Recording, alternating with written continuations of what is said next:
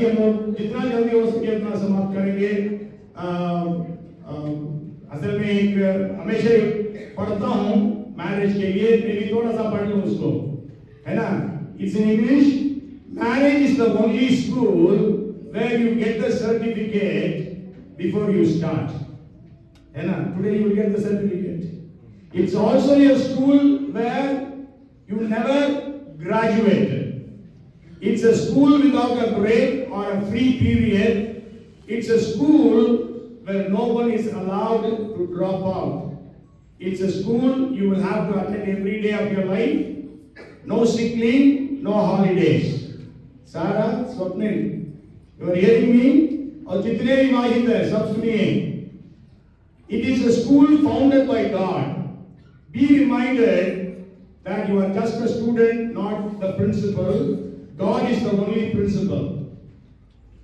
Even in times of storms, don't be unwise to run outside. Do not forget to study the holy book, the Bible. It is the main textbook of this school. Start each day with a sacred assembly, that is prayer, and end it the same way. Pray every day, both of you together. And all the families here have family prayer. Sometimes you will feel like not attending classes, yet you have to. It is one of the best schools on earth. Joy, peace, happiness accompany each lesson of the day. Different subjects are offered in the school, yet love is the major subject.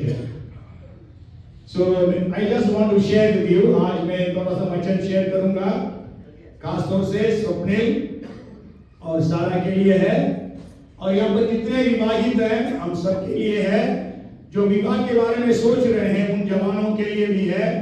और यदि आप विधवा है, widow और widower, it's for you, that you will be praying that God would bless every Christian marriage according to his word. मतलब आप जो बुजुर्ग हैं, विधवा हो चुके हैं, विधुर हो चुके हैं, आपके लिए भी है कि आप प्रार्थना करें इन वचनों के अनुसार ये स्वप्निल और सारा का परिवार हो और हम सबका भी परिवार हो। और Bible compares marriage to a house. Bible जो है विवाह को एक घर से तुलना करती है। यदि एक घर बनाना, हम में से कई लोगों के पास घर है खुद का, आप घर बनाते हैं, क्या क्या सोचते हैं कि घर बनाने के लिए क्या क्या चाहिए, कौन कौन चाहिए? आर्किटेक्ट चाहिए, इंजीनियर्स चाहिए या सुपरवाइजर्स, है ना, फाइनेंशियर्स चाहिए, और आपको मतलब परचेसर चाहिए, फिर मेसन्स, लेबरर्स, है ना, carpenters, electricians, plumbers, interior decorators, ये सब चाहिए। मतलब ये आप दोनों जो है ये सब हैं, है ना। आप फाइनेंशियर भी हैं, लेबरर भी हैं, इसलिए आपका हाथ धंधा भी होगा। आप आज जैसा बच्चे कपड़े पहने ऐसा कपड़े भी पहनेंगे। ओके, तो आप सब भी इस बात को याद करिए। सो यदि आप एक घर को बना रहे हैं, वचन में लिखा है, Proverbs chapter 14 and verse 1 says, the wise woman builds her house, but with her own hands the foolish one tears it down. हर बुद्धिमान स्त्री अपने घर को बनाती है, मतलब इसमें पुरुष भी इन्वॉल्व है। हर बुद्धिमान स्त्री और पुरुष घर को बनाते हैं, पर मूढ़ स्त्री और मूढ़ पुरुष जो है अपने घर को क्या करते हैं, अपने ही हाथों से ढा देते हैं। इसलिए आज बहुत सारे विवाहों को टूटते हुए हम देखते हैं। सो आज हम वचन से पढ़े थे, जरूर दूल्हा दुल्हन हमारे बीच में नहीं थे उस समय, और हम लोग पढ़े थे मत्ती रचित सुसमाचार उसका 7वां अध्याय 24 से 27वां पद तक। We read from the book of Matthew chapter 7 verses 24 to 27। वहां पर यीशु मसीह घर बनाने के विषय में कह रहा है, एक बुद्धिमान पुरुष के बारे में कह रहा है, एक निर्बुद्धि पुरुष के बारे में कह रहा है। बुद्धिमान पुरुष जो है चट्टान पर अपने मकान को बनाता है, लेकिन निर्बुद्धि जो है, foolish man builds his house on sand. लेकिन दोनों के जीवन में आंधियां आई, तूफान आया, आंधियां चली, तो जो घर चट्टान पर बना हुआ था वो स्थिर रहा, लेकिन जो घर रेत पर बना हुआ था वो फिसल को पूरा चकनाचूर हो गया। हम इस दृष्टांत को बहुत अच्छे से जानते हैं। Okay, so Swapnil and Sarah, you are starting today 7th of January 2025, you are beginning to build your house. Okay, तो इसलिए आप you have to look to so many things। हम देखें कि किस प्रकार हम अपने भवन को या अपने घर को बनाते हैं। वचन कहता है कि Proverbs 24:3 में by wisdom a house is built and through understanding it is established। घर बुद्धि से बनता है और समझ के द्वारा स्थिर होता है। सो मैं आपको 3 प्रश्न देना चाहता हूं, आप भी सोचिएगा। Why are you marrying or why are you building a house? यदि हम जितने घर बनाते हैं, क्यों हम बनाते हैं घर? अभी टाइम नहीं है पूछ कर आप जवाब दें, मैं जवाब आपकी जवाब सुनूं, लेकिन why are you building a house? अभी why are you getting married? यदि मैं आपसे पूछूं, पता नहीं आप क्या जवाब देंगे। It is not because they both have attained the age of marriage, so they are getting married। इसलिए नहीं है, ये दोनों विवाह के उम्र पहुंच गए हैं इसलिए। It is not to fulfill your lust, अपने शारीरिक अभिलाषाओं को पूरा करने के लिए भी नहीं है, क्योंकि आजकल बहुत सारी शादियां जो है लस्ट के कारण होती है। So I always say lust leads to rust and rust leads to dust, है ना? So it is of no use। Not that your parents, अब मेरा बेटा बड़ा हो गया है, ब्रदर सैमसन पटोले और सिस्टर एलिजाबेथ पटोले ने सोचा, अरे स्वप्ने के लिए एक लड़की ढूंढना है, और नितिन और सोनू ने सोचा, अरे सारा के लिए एक लड़का ढूंढना है, इसलिए आप लोगों ने ढूंढा, है ना? आजकल बहुत सारे ऐप्स हैं जिससे ढूंढते हैं।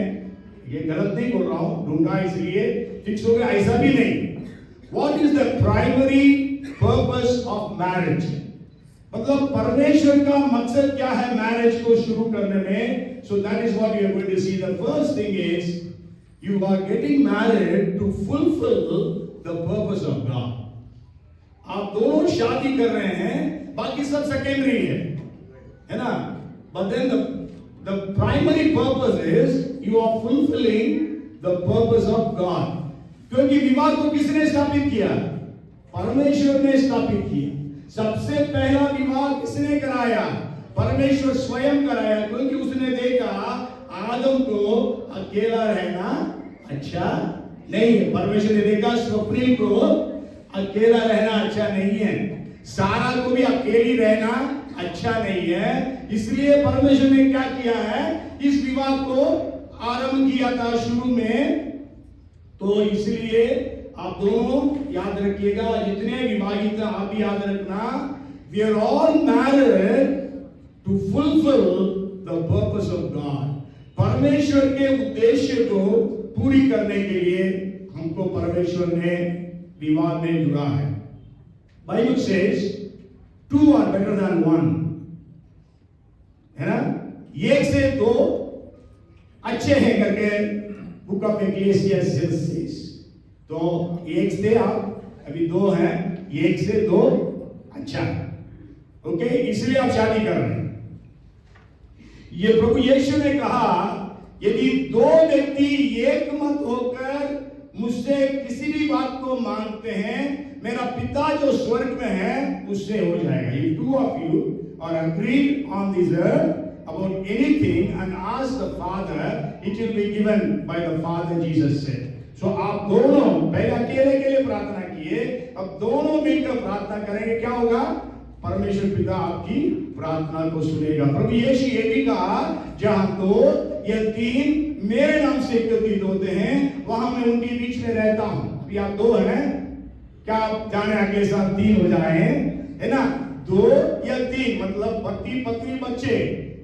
इसलिए फैमिली प्रेयर बहुत इंपॉर्टेंट है। जितने विवाहित हैं, यदि आपके जीवन में पारिवारिक प्रार्थना चल नहीं रही है, आज मैं आपको चुनौती देता हूं, आह्वान देता हूं, फैमिली प्रेयर शुरू करिए जरूर। आजकल हम लोग अलग अलग शिफ्ट में चलता है जॉब से, लेकिन ऐसा समय चुन लीजिए जबकि सारे परिवार के लोग इकट्ठे होकर प्रार्थना कर सकते हैं, क्योंकि कलीसिया एक परिवार है।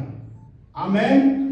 पति पत्नी बच्चे 2 या 3 मेरे नाम से एकत्रित होते हैं। तो आप दोनों इसलिए विवाहित हो रहे हैं आज, ताकि आप परमेश्वर के उद्देश्य को पूरी करें और साथ साथ शैतान के उद्देश्य को नष्ट करें।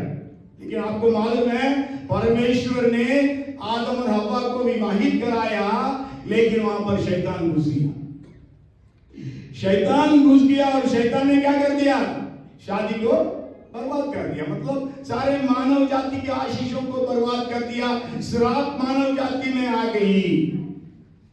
लेकिन स्वप्निल और सारा जो है, दोनों इसलिए विवाहित हो रहे हैं ताकि वो शैतान का जो भी रणनीति है, जो भी षड्यंत्र है, साजिश है, उसको खत्म करें।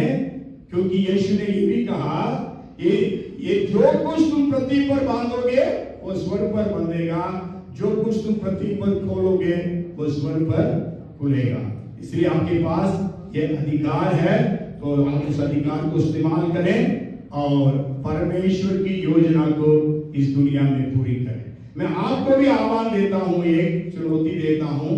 यहाँ पर आप बैठे हैं, मुझे नहीं मालूम आप क्रिश्चियन है नॉन क्रिश्चियन है, लेकिन आप याद रखिएगा, आदम और हव्वा ने पाप कर जो परमेश्वर की आशीष को खो दिया, लेकिन परमेश्वर प्रेमी है, हमारा पिता के समान है।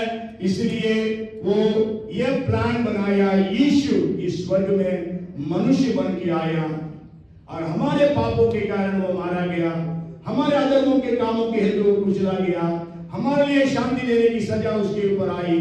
प्रभु यीशु मसीह हम सबके पापों को अपने ऊपर उठाकर अपने आप को बलिदान किया उस कैलवरी क्रूस पर। वो परमेश्वर था, परमेश्वर है, इसलिए ये तीसरा दिन जी उठा और आज भी जीवित है।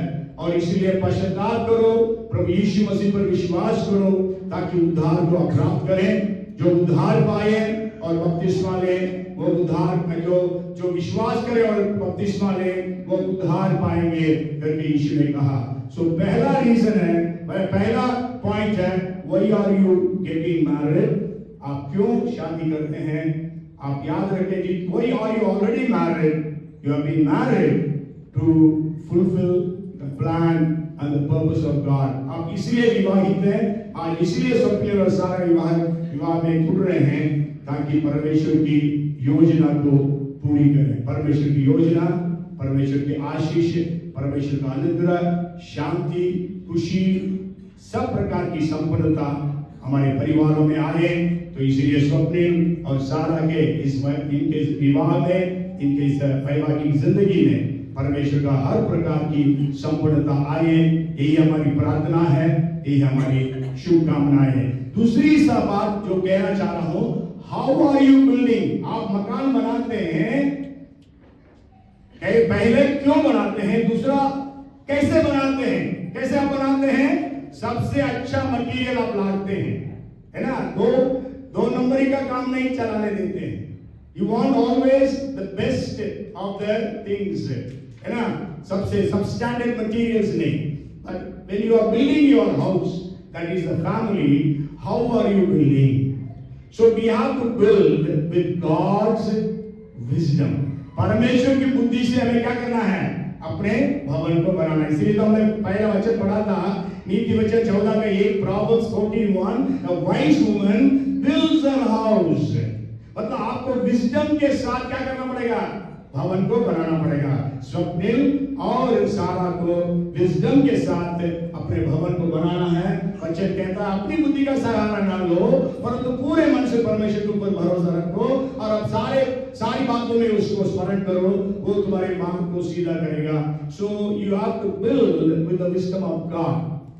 बाद में आप पढ़ लीजिएगा सब कोई, जेम्स चैप्टर 3 वर्स 17 आप पढ़ेंगे, वहां पर परमेश्वर के जो ज्ञान है, ये बुद्धि है, the wisdom of God has 7 qualities.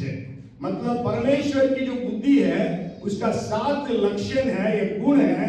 उसके बारे में याकूब 3:17 में कहता है। मेरे पास उतना टाइम नहीं, पढ़ेंगे क्योंकि एक वचन उसके पहले मैं बताऊं, क्योंकि वचन में लिखा है नीति वचन 9:1 में, wisdom has built her house, she has hewn out her 7 pillars। बुद्धि ने अपना घर बनाया और उसके 7 खंबे खड़े हुए। 7 खंबे, वो 7 खंबे क्या है आप पढ़ लेना, याकूब 3 and verse 17. Then how are you going to build? Not only wisdom is sufficient, you also need to have God's favor.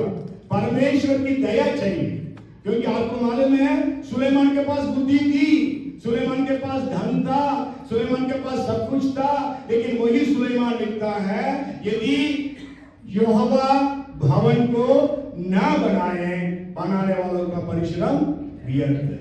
If God does not build the house, the laborers labor in vain. So यदि परमेश्वर आपके घर में आकर आपको आशीषित नहीं करें, स्वप्निल और सारा, आपका काम क्या हो जाएगा? व्यर्थ हो जाएगा। इसलिए you need God's favor. So you need God's wisdom and you also need God's favor, and you have to build your house according to God's word. परमेश्वर के वचन के अनुसार आपको अपने भवन को बनाना है। बाद में आप पढ़ लीजिएगा एफिशियंस चैप्टर 5, हम लोग उसको भी पढ़े थे 22 से 33, efficiency 5:22-33, and also Colossians chapter 3 verses 18-22, and First Peter chapter 3 verses 1-7। इन सारे वचनों को अध्ययन करना है ना, बाद में पूछ लेना कि क्या क्या वचन अंकल आपने बोला, तो मैं बता दूंगा, भेज दूंगा। Okay, then first is why are you getting married? Why are you building the house? Second, how are you building the house? How are you going to lead your married life? आज तो खुशी है, शुरू का आज तक दिन honeymoon सब तो अच्छा लगता है, उसके बाद तो क्या होता है, वास्तविकता पता चलता है। अच्छा, स्वप्न इतना बेकार लड़का, इससे मेरी शादी हुई, अरे इतनी बेकार लड़की है ये सारा, इससे मेरी शादी हुई है, अरे मैंने बड़ी गलती कर दी। ऐसा नहीं होना चाहिए। So how are you building? With God's wisdom, God's favor and God's word. And the third thing is, where are you going to build the house? आप मकान बनाते कहाँ बनाते हैं? जंगल में बनाते नहीं है मकान को, हैं? रेगिस्तान में नहीं बनाते हैं, कहाँ बनाते हैं? आपके ऑफिस, बच्चों का स्कूल है ना, जहाँ पर मेडिकल फैसिलिटीज है और जहाँ पर मतलब शॉपिंग कॉम्प्लेक्स है, ऐसे जगह पर हम लोग घर बनाते हैं, है कि नहीं? जंगल में नहीं। आप मुनि बनकर रहने के लिए नहीं है, तपस्या करने के लिए ऊपर पहाड़ में बनाए। आप दोनों घर बनाएंगे कहाँ? अच्छी जगह पर। So where are you building your house? That is your family. Bible says, okay, you have to build upon Christ the rock. है ना? यीशु मसीह ने बोला जो इन वचनों के अनुसार सुनकर उसके अनुसार चलता है वो बुद्धिमान मनुष्य के समान है जो चट्टान पर घर को बनाए, है ना? चट्टान पर हमें घर बनाना। चट्टान कौन है? प्रभु यीशु करके कम से कम 30 वचन है। Jesus is the rock. From 18:3 of Psalms, you can keep on reading in the scriptures. 1 Corinthians 10:4 says that rock which Moses hid is Christ. So you have to build your family on the rock of Jesus Christ. बाकी सब क्या है? रेत है। There is a famous English song, on Christ the solid rock I stand, all of the ground is sinking sand. All of the ground is sinking sand. So Sarah और Swapnil, God bless you immensely. परमेश्वर आप दोनों को बहुत ऐसे आशीषित करें। You build your house on the rock of Jesus.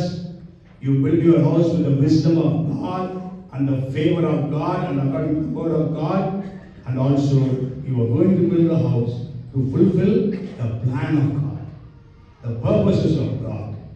Two is better than one. So 2 of you are going to do better things.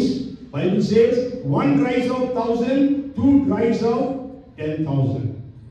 है ना, एक कहानी से मैं समाप्त करूंगा। कई बार बोलता हूं, unity in marriage is important. ये घोड़ा 2 टन वजन खींच सकता है। 2 घोड़े कितना टन वजन खींच सकते हैं? 1 horse can pull 2 tons.